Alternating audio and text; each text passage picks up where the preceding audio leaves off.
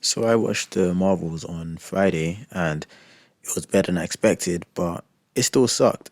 Like the film was very average. I didn't see any reviews. I just saw people talk about it on Twitter, so I was already coming in expecting this is going to be bad, but it wasn't as bad as I thought it would be. It surprised me at times. And I felt as if every time the film was getting good, getting interesting, the writers automatically like thought, hey, let's make this film shit on purpose. And that I just didn't understand. It was like there was scenes where this is a bit I think like halfway through the film where they go to the water planet and it's like, let's make it into a Disney musical and it's like okay, I see where it would be funny if I was like 10 years old or something. Me personally, I wouldn't find it funny even if I was 10, but I can see people of that age ranging like 10 to 13 years old, probably like a little bit younger than 10 as well, find that to be funny, find that to be entertaining. And like a few parents who look at it as like, yeah, I dig that, but me, that just wasn't for me. And that's why I would say it was like very cringy, but that's just me personally. Like, positives about this film is so much more character compared to the first film where she was like angry all the time, grumpy, like bad cop when it came to her compared to Samuel Jackson's character, Nick Fury. And it was like, yeah, you're doing too much. But this one, they handled it well. She was given, I said again, character. She was happy all the time. She was jokey. Jokey? She was making jokes with character. She was like make not accepting her mistakes. Like she was apologizing for the mistakes that she had. They will show more human elements to her. So where there's a lot more range of emotions, not just like the bad emotions in humans.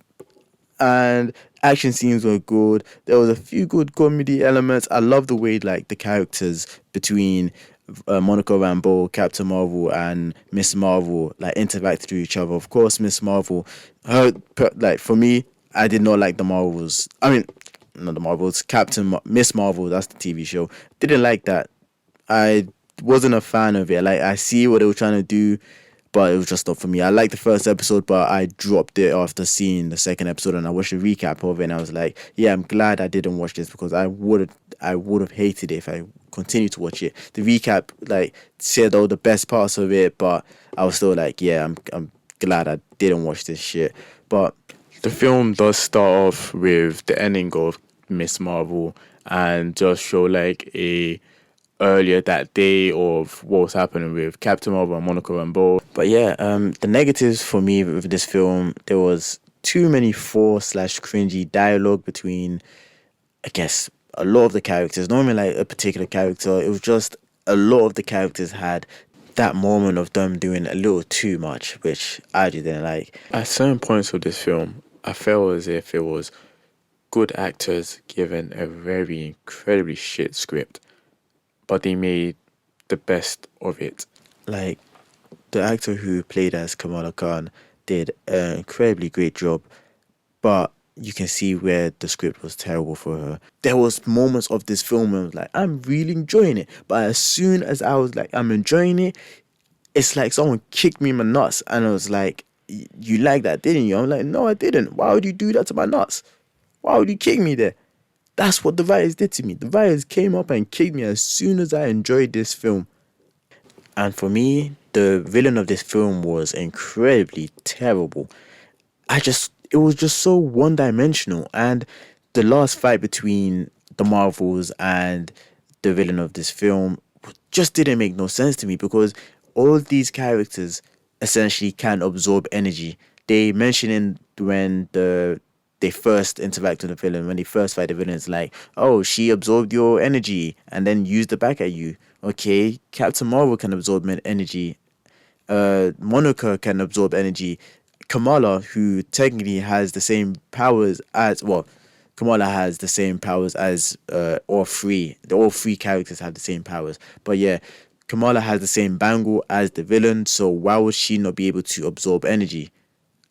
Like it at that point, since they all had the same power, it should have just been like a fist fight. And of course, even if it wasn't a fist fight, Captain Marvel should still prevail because she took on Thanos, and this is Thanos using the Infinity Gauntlet, not just like regular Thanos. First of all, she did that, but she fought a weakened Thanos who had snapped, who done the snap, causing his right arm or left arm, whichever, to be paralyzed and him to be incredibly weak.